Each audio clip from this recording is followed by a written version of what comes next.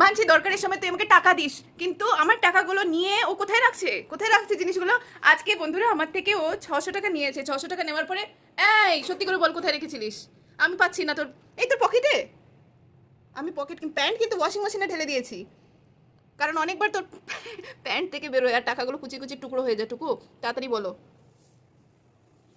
এই 600 টাকা গেল কোথায়? আমি যে দিয়েছি সেটা কোথায় গেল? হাসছো কেন? ডাব্বাতে।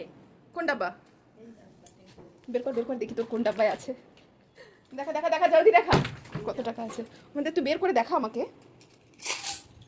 ও মারি মারি, এই আমার 600 টাকা কই? এগুলো রয়ে গেল। এই তো 600 টাকা। এই মা, ও মা, ও মা, আবার দেখাচ্ছি তো ডাকাত আসবে না তো লুটার জন্য? ঠিক আছে, কোথায় রাখছি সেটা বলবো না, কিন্তু তোর কাছে আছে আমি জেনে রইলাম। 6, 7, 800 টাকা।